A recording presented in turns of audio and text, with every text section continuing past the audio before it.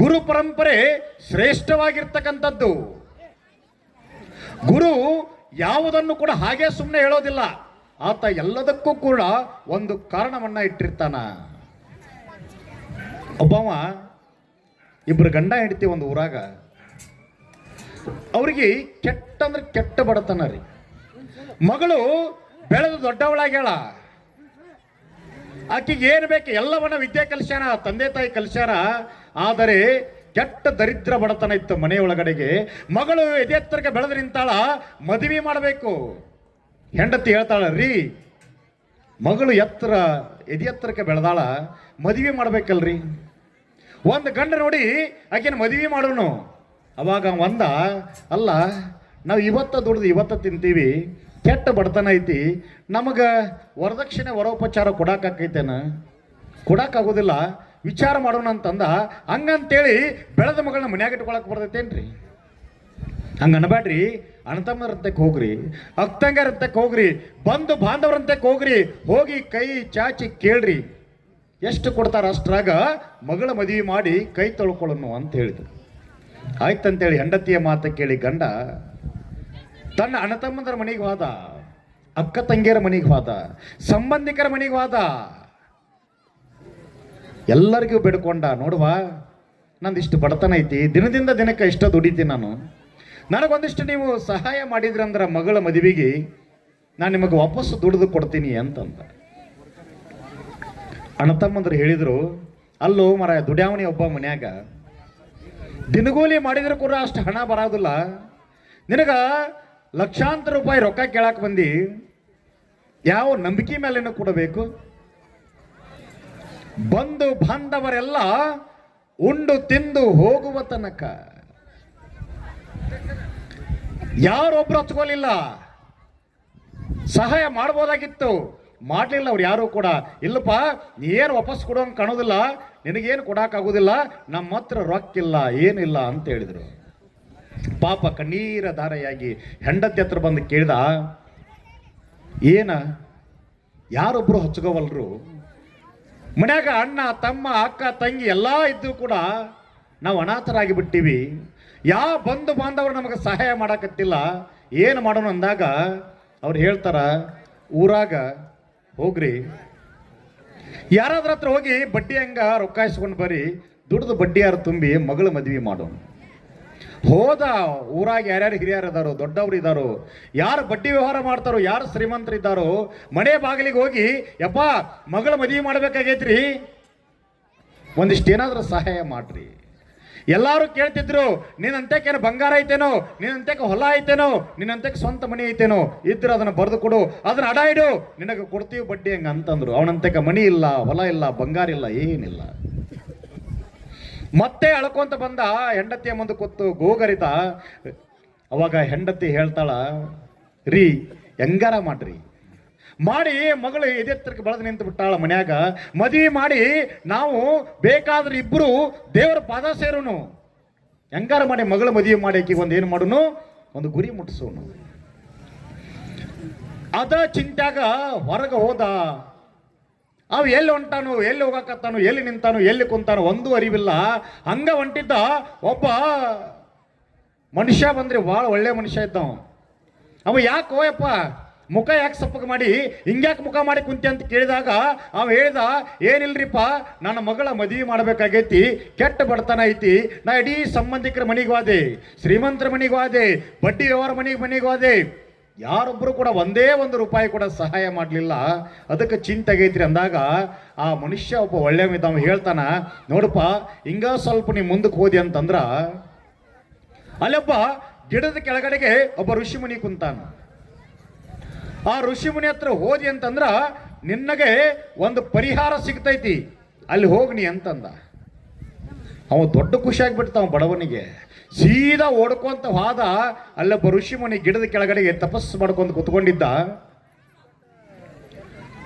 ಋಷಿಮುನಿ ಹತ್ರ ಹೋಗಿ ನಮಸ್ಕಾರ ಮಾಡಿ, ಯಪ್ಪ ನಿಮ್ಮ ದರ್ಶನಕ್ಕೆ ಬಂದೇನ್ರಿ ಅಂತ. ಬಾರಪ್ಪ ಕುಂದರು, ನೀರು ಕುಡಿತೇನೆ ಕುಡಿ, ಕುಂದರು, ಏನು ಹೇಳಪ್ಪ ನಿನ್ನ ಸಮಸ್ಯೆ? ಅವ ಹೇಳಿದ, ಯಪ್ಪ ಮನ್ಯಾಗ ಕೆಟ್ಟ ಬಡತನ ಐತಿ, ಮಗಳು ಬೆಳೆದು ನಿಂತಾಳ, ಆಕೆನ ಮದುವೆ ಮಾಡಬೇಕಾಗೈತಿ, ನನಗೆ ಏನಾರ ಸಹಾಯ ಮಾಡ್ರಿ ಅಂತ ಬೇಡಿಕೊಂಡ. ಋಷಿ ಅಂತ ಏನಿರ್ತೈತ್ರಿ? ಏನೂ ಇರುವುದಿಲ್ಲ.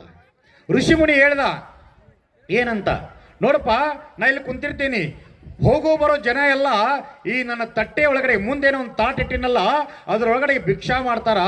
ಅವ್ರು ಆ ಕಡೆಯಿಂದ ಈ ಕಡೆ ಹೋಗಬೇಕಾದ್ರ ಭಿಕ್ಷಾ ಮಾಡ್ತಾರ. ಭಿಕ್ಷಾ ಮಾಡಿದ್ರೊಳಗಡೆಗೆ ಒಂದು ಪೈಸೆಯು ತಾಟದಾಗ ಬಿಡಬೇಡ, ಎಲ್ಲ ತಗೊಂಡು ಏನು ಮಾಡು, ನೀನು ಹೋಗಿಬಿಡು, ನಿನ್ನ ಮಗಳ ಮದುವೆ ಮಾಡಕು ಅಂತ. ಅವ ಕುಳಿತುಕೊಂಡ, ಕುಂತು ಋಷಿ ಪಕ್ಕ ಕೂತ್ಕೊಂಡ. 1 ತಾಸು ಕುಂತ, 2 ತಾಸು ಕುಂತ, 5 ತಾಸು ಕುಂತ, 10 ತಾಸು ಕುಂತ, 1 ದಿನ ಕುಂತ, 2 ದಿನ, 3 ದಿನ ಆಯ್ತ್ರಿ. ಒಬ್ಬೂ ಬರಲಿಲ್ಲ, 1 ರೂಪಾಯಿ ಹಾಕ್ಲಿಲ್ಲ ತಾಟ್ನ್ಯಾಗ. ಅವ ಋಷಿ ಮುನಿಗೆ ಕೇಳಿದ, ಯಪ್ಪ ದಿನ ನಿಂದು ಆ ಭಿಕ್ಷಾ ಪಾತ್ರೆ ತುಂಬತೈತಿ ಅಂತ ಹೇಳಿದ್ದಲ್ಲ, 3 ದಿನ ಆಯ್ತನ ಬಂದು 1 ರೂಪಾಯಿ ಬಿದ್ದೈತೇನಪ್ಪ ಭಿಕ್ಷಾ ಪಾತ್ರೆ ಒಳಗಡೆಗೆ, 1 ರೂಪಾಯಿ ಬಂದಿಲ್ಲ. ಅವಾಗ ಋಷಿ ಮುನಿ ನಕ್ಕು ಅಂತ ಹೇಳಿದ, ನೋಡಪ್ಪ ನಿನ್ನ ಯೋಗದಾಗ ನಿನ್ನ ಹಣೆ ಬರದಾಗ ತಗೋಬೇಕಂತ ಇಲ್ಲದಿಲ್ಲಿ, ಹಿಂಗಾಗಿ ನನಗೂ ಬರೋದು ಸದ್ಯಕ್ಕೆ ನನಗೂ ಬಂದಿಲ್ಲ. ಯಾಕ ನೀ ಬಂದು ಕುಂತಿಯಲ್ಲ, ನಿನಗೆ ಯೋಗ ಇಲ್ಲ, ಯೋಗ ಇದ್ದವಂಗೂ ಯೋಗದ ಮುಕ್ತಿನೂ ಇಲ್ಲ, ನಡಿಯ ಕಡೆ. ಅದಕ್ಕೆ ಅವಂದ, ಯಪ್ಪ ಕೊನೆಗೆ ಒಂದು ಸಹಾಯ ಮಾಡ್ರಿ, ನಿಮ್ಮಂತೇಕ ಏನಾದ್ರೂ ಬಂಗಾರ ಪಂಗಾರ ಇದ್ರ ಕೊಡ್ರಿ. ಅವಂದ ಋಷಿ ಅಂತ ಏನಿರ್ತೈತವ ಮರ, ಮೈ ಮೇಲೆ ಬಟ್ಟೆನೂ ಇಲ್ಲ, ರುದ್ರಾಕ್ಷಿ ಹೊರತುಪಡಿಸಿದಂತೆ ಏನೂ ಇಲ್ಲ.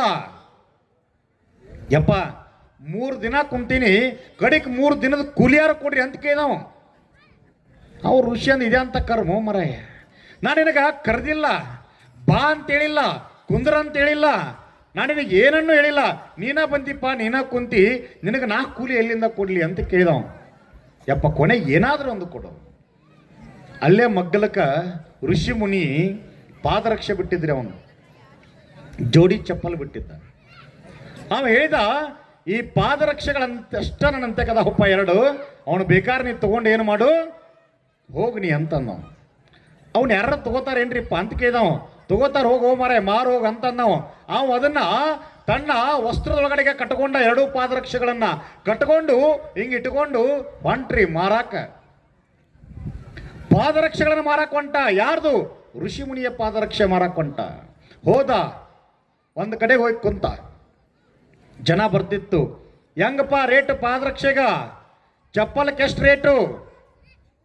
ಅವ ಹೇಳ್ತಿದ್ದ ಒಂದು ರೇಟ್, ಅವ್ರು ಒಂದು ರೇಟಿಗೆ ಕೇಳ್ತಿದ್ರು, ಹೊಂದಾಣಿಕೆ ಹಾಕಿರ್ಲಿಲ್ಲ, ಮತ್ತೆ ಮುಂದಕ್ಕೆ ಹೋಗ್ತಿದ್ರು. ಮತ್ತೊಬ್ಬ ಬರ್ತಿದ್ದ, ಎಷ್ಟು ರೂಪಾಯಿ ರೇಟ್ ಅಂತ ಕೇಳ್ತಿದ್ದ, ಇಷ್ಟು ಇದು ರೇಟ್ ಅಂತ ಹೇಳ್ತಿದ್ದ, ಇಷ್ಟಕ್ಕಾದ್ರೆ ಆಗುಲ್ಪ ಇಷ್ಟು ಕೊಡ ಅಂತಿದ್ದ. ಮತ್ತಿಬ್ಬರಿಗೂ ರೇಟ್ ಕುದುರ್ತಿರ್ಲಿಲ್ಲ, ಅದು ಮತ್ತೊಂದು ಬಿಟ್ಟು ಹೋಗ್ತಿದ್ದ. ಹಿಂಗ ಅಲ್ಲಿ 2 ದಿವಸ ಕುಂತ್ರಿ. 2 ದಿವಸ ಕುಂತ್ರು ಕೂಡ ಕೊನೆಯದಾಗಿ ಪಾದರಕ್ಷೆನೂ ಯಾರು ತಗೊಲಿಲ್ಲ. ಅಷ್ಟೊತ್ತಿಗೆ ಆ ಋಷಿ ಮುನಿ ಏನಿದ್ದಲ್ಲ, ಆ ಋಷಿ ಮುನಿಯ ಶಿಷ್ಯ ಒಬ್ಬ ಇದ್ದರಿ. ಆತ ದೊಡ್ಡ ಸಾಮ್ರಾಜ್ಯವನ್ನ ಆಳ್ತಿದ್ದ, ದೊಡ್ಡ ಶ್ರೀಮಂತ.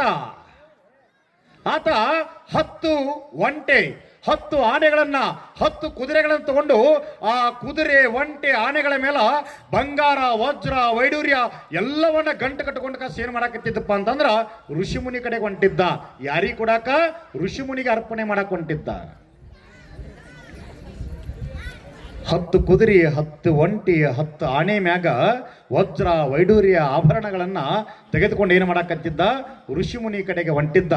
ಇನ್ನೇನು ಆ ಋಷಿ ಮುನಿಯ ಆಶ್ರಮದ ಕಡೆಗೆ ಹೊಂಟಿದ್ದಲ್ಲ, ಹೋಗಬೇಕಾದ ದಾರಿ ಒಳಗಡೆಗೆ ಅವೇನು ಪಾದರಕ್ಷೆ ಮಾರ್ಕೊಂಡು ಕುಂತಿದ್ದಲ್ರಿ, ಅದನ್ನ ನೋಡ್ದ.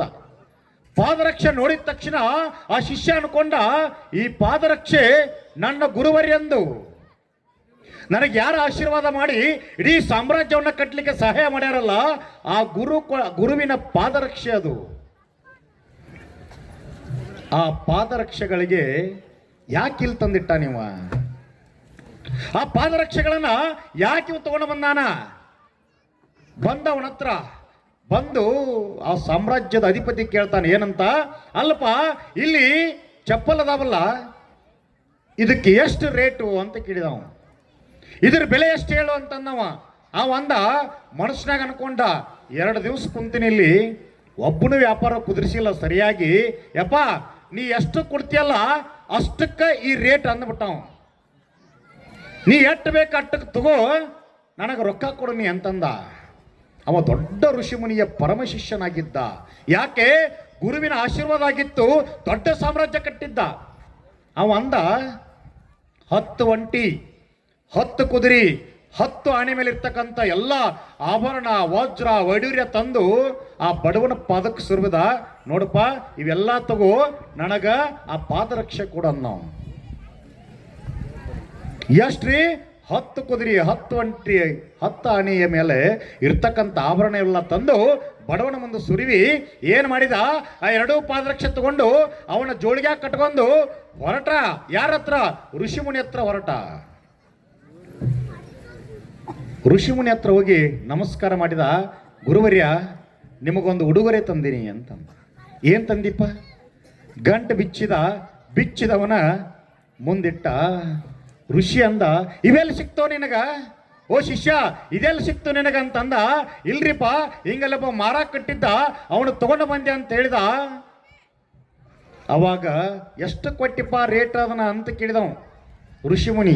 ಇದಕ್ಕ ರೇಟ್ ಎಷ್ಟು, ಇದ್ರ ಬೆಲೆ ಎಷ್ಟು ಕೊಟ್ಟು ತಂದಿ ಅಂತಂದ. ಅವ ಹೇಳಿದ, 10 ಒಂಟೆ ಮೇಲ, 10 ಆನೆಯ ಮೇಲ, 10 ಕುದುರೆ ಮೇಲೆ ಇರ್ತಕ್ಕಂಥ ವಜ್ರ ವೈಡೂರ್ಯ ಆಭರಣ ಎಲ್ಲವನ್ನ ಕೊಟ್ಟು ತಂದಿನಿ ಅಂತಂದ. ಋಷಿಮುನಿ ಅಂದ, ರೇಟ್ ಭಾಳ ಕಡಿಮೆ ಆತೋ ಮರ ಇದ್ರು, ಭಾಳ ಸೊಯ್ಯಿಗೆ ತಗೊಂಡಾನ ಅದನ್ನ, ಭಾಳ ಸೊಯ್ಯಿಗೆ ತಂದಿ ಅಂತಂದ.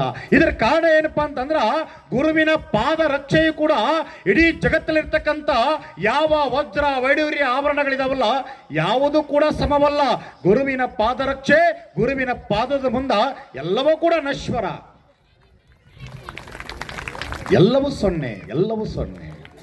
ನಾನು ಏನು ಗಳಿಸೀನಿ ಅನ್ನೋದು ಮುಖ್ಯ ಅಲ್ಲ.